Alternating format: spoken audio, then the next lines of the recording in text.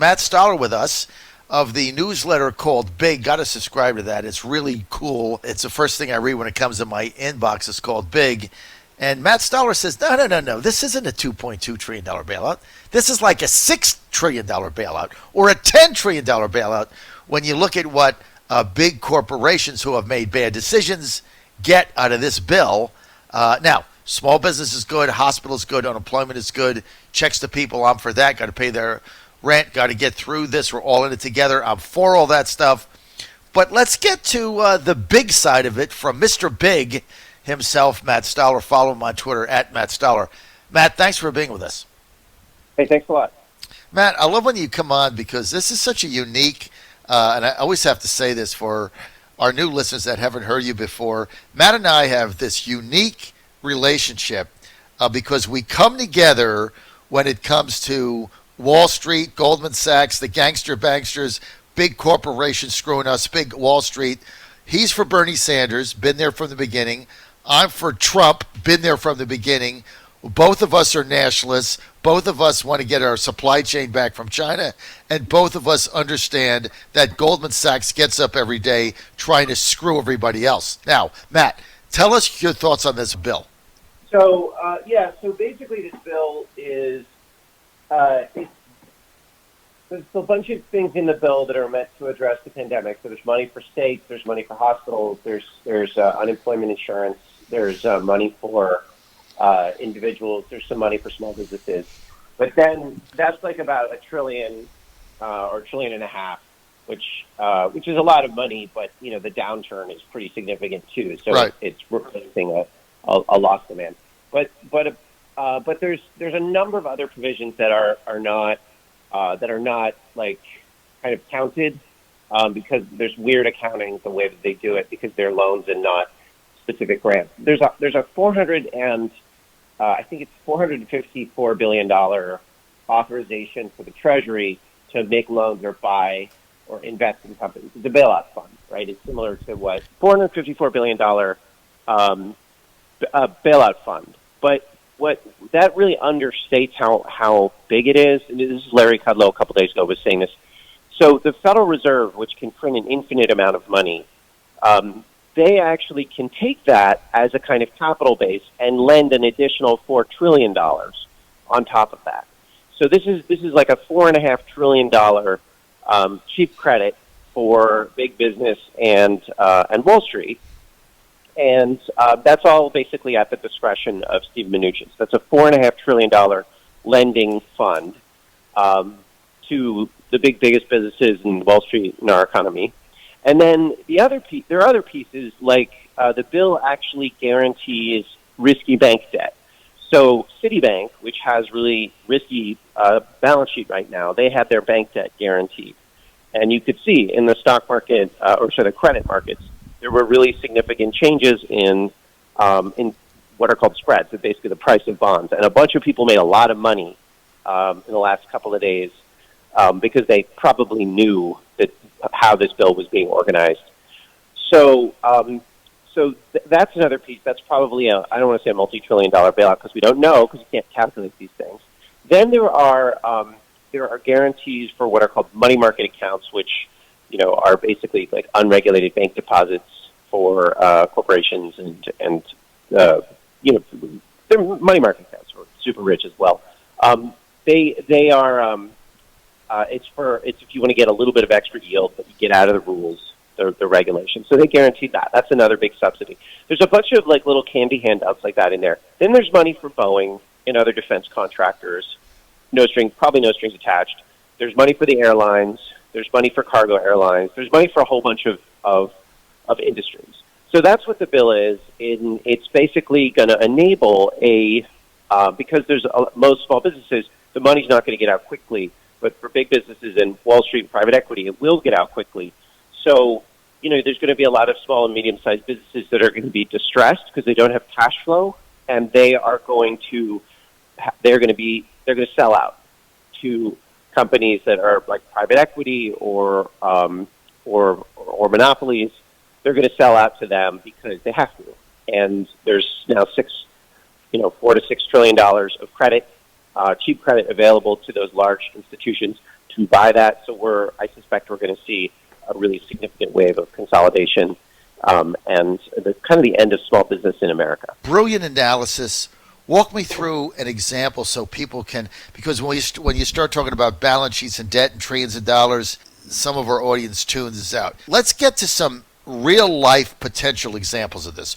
Like, I own a hardware store, 2 hardware stores in Richmond, Virginia, and they're called Stan's Do It Yourself. Okay? Right. Walk me through that scenario. Okay, so, all right, so a good example of, I can just tell you, like, so, yeah, okay, so you're let's say you sell through Amazon. So there's a lot of people that sell, they're independent businesses, they sell through Amazon. You're going to face a number of problems. First of all, Amazon just cut you off, because Amazon has just decided we're not going to, you might be dependent on us, but we don't care. We're only going to serve certain channels. And maybe that's a good decision, like we're only going to sell toilet paper and basic necessities. And maybe that's necessary, and maybe, but it is Amazon's decision because they have concentrated power over online sales. So now you can't sell, okay? And you've been doing that for a while. Your business is frozen, okay? So what would you do in this case? Well, you should get a loan from the government to tide you over, but maybe it's going to take a few months, so you will go under. And let's say you sell a unique product. Let's say it's a product that people like and people want.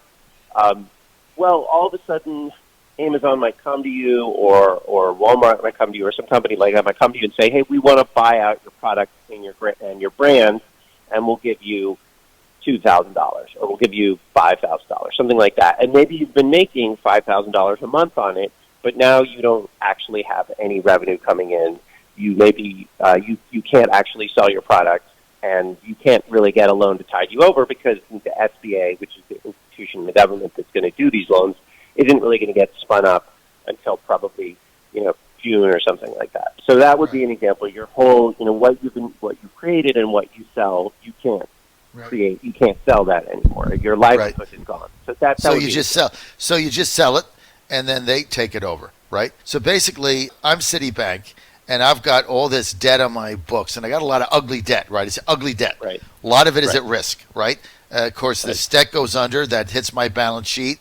I've got to adjust what I do. My stakeholders lose money. My stock goes down, right? But now I just got that all guaranteed. So I made bad decisions to make more profit, just like 2008. Same analogy. I made a lot of bad decisions so I could drive my stock, drive my numbers, drive my business. Now I got all this ugly bad debt on my books, right? It's strangling my company. Here comes the virus. Here comes the bailout. Now I can borrow money because there's now $6 trillion to borrow. I can borrow it at under 1% interest, not pay it back forever, right? Wipe that off my books, and if they go down, it's covered by the government. So all my bad decisions now get wiped out. Plus, I already pocketed the money I made from the bad decisions. Yeah, that's basically right. Yeah. And there's the Democrats, in their usual weaselly way, they got very upset, and then they demanded reporting requirements. That's what they wanted, which is like hilarious, right? Okay, good. You get reports on how much money they're stealing. That's nice. And the Republicans were monsters too, right? I mean, and Trump was a monster. I mean, the bill passed 96-0. Right. The stuff in there was obvious. Everybody was terrible. Elizabeth Warren asked for 8 conditions, including, no stock buybacks and no excessive executive compensation and all the hippy-dippy stuff that I like. And got 0, got none of that. Didn't raise a peep. Didn't do anything. Bernie Sanders didn't do anything. Josh Hawley didn't do anything. There was a fake little fight at the end about who would get unemployment benefits, which didn't matter. Trump didn't do anything. This was a total system failure, and I'm pretty despondent, to be perfectly honest. So this is just handing America over. We're going to live in a very different country after this pandemic is over, and I don't have a lot of good news here. It just sucks. All right, when you say we're going to live in a different country, and I know we had this conversation off air yesterday, you were telling me, because I asked you the same thing. I said, well, explain what you mean by a different country. Matt Stoller of Big, he does a newsletter. Big talks about monopolies. He's for Bernie Sanders. I'm for Trump. But we're both nationalists. We both want to get our supply chain out of China. We both want higher wages. We're both for workers. And we're part of the, let's call it, nationalist revolution, if you will. We just come at it from different ways, which is why we have such a unique dialogue. And you got to sign up for his newsletter. It's called Big by Matt Stoller. It's a 10. I mean, it's a when that thing hits my inbox, I stop, Matt. I stop. I don't care what I'm doing. I stop to read it because it's that informative. When you said we're going to live in a very different country when we get through this and it's over, outline that for us. Yeah, I mean, so I think the largest private sector employer, or the largest employer in the country, is the restaurant sector. So that's, I think, 15 million people, and they're unemployed right now.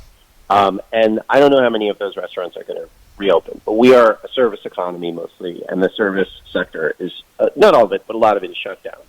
And a lot of the businesses, small businesses and medium-sized businesses, don't have access to capital, and they don't have any revenue. So they're distressed, and a lot of them are not going to make it. So the amount of economic, we're going to be a big business nation. What Louis Brandeis once called, instead of a nation of independent tradesmen, a nation of clerks. Right? We have lost our independence, and that's what the country's going to look like afterwards. It's going to be a few. Jim Cramer said he worries that there's just going to be 3 retailers. There's going to be Walmart and Costco and Amazon, and that's it. And that's possible. There's going to be a couple here or there that are maybe they'll be Target as well. But we won't have independent stores. We won't have independent producers, and it's not really going to be a democracy. I mean, it'll just be you work for someone else.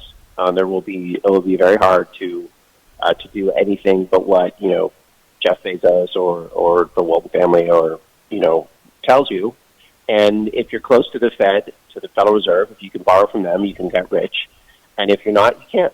And that's going to be until we make a political change. I mean, I that's what I think we're headed to. And then I also think this is incredibly weak because we are killing a lot of our productive capacity. And that's what's happening now is China is seizing massive amounts of power globally because they can make the things that other countries need. They can make the masks and the gowns and the gloves and the medicines, and we can't because we offshored all of that.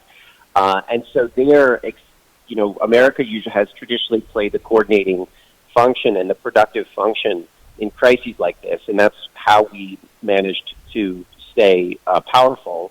And China is using this. China now understands, the Chinese government understands that we can be displaced, and that basically in a few years, we will, there'll be some tension, but if it keeps going this way, then we will be unable to resist what they want us to do. So we will become Chinese vassals. So that's the other thing that's happening here. Because now basically we're going to pay the piper for outsourcing our jobs, for outsourcing our supply chains, for Goldman Sachs and Lower Manhattan telling us if we can get cheap labor from China, we can save 5 cents on our 6-pack of Budweiser or whatever nonsense they peddle to us. We can get an iPhone cheaper, right? Now those chickens are all coming home to roost. Yeah, and that's right. And these trends they were happening before Donald Trump, but Donald Trump has accelerated them. This mismanagement that he has, he's quietly begging the rest of the world for medical supplies, and the mismanagement of this pandemic has been catastrophic. And it's not just him; it's De Blasio, it's a whole bunch of other people that have done a really bad job. But Trump, the buck stops with Trump, and the fact that the rest of the world can see that China managed to handle their pandemic and we can't is a real signal that you do not want to be listening to America anymore, that our political system doesn't function. And they know that. And so if you're, some random other country and you're trying to make decisions, about what to buy, about how to trade, about, who to align with, China now looks a lot more appealing than an unreliable and inconsistent American.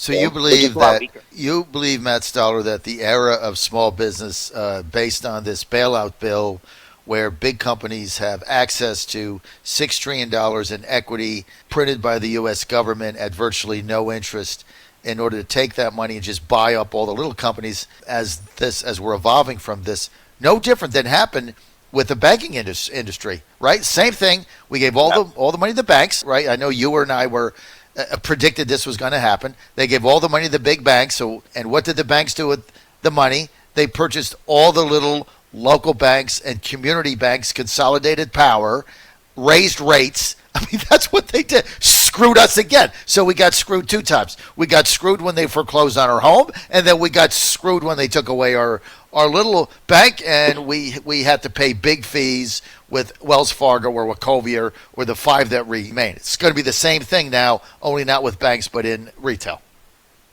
Yeah, is your prediction? Yeah, no, I think that's right. It's just really ugly. Normally I have I have a silver lining mentality, because I do have basic faith in America and American people. But I got to be honest, I feel really lost right now. I know out about this pandemic, but every political leader that I saw was acted out of fear. Every business leader that I saw acted out of panic. And and just normal people, I didn't see any kind of, I think they just were like, it's too much of a hassle to govern ourselves. Let someone else do it.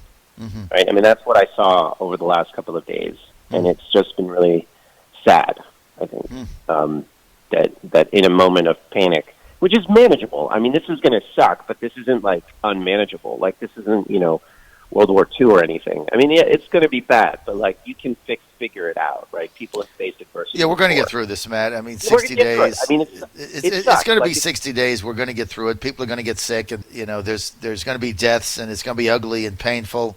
But we're going to get through it. But basically, what you're saying is the ramifications of the $6 trillion corporate bailout. We handed over our liberty. We just decided we don't want to live in a free country anymore. Yeah, we just gave it. We gave it to we gave it to big, right? Big business. And look, people like us have been saying for a long time that the system, the way it's set up, is rigged. If you thought it was rigged then, wait till you see it in 6 months. Matt Stoller, thanks for being with us. Follow him at Matt Stoller. Sign up to his newsletter, Big. Matt, hope you feel better.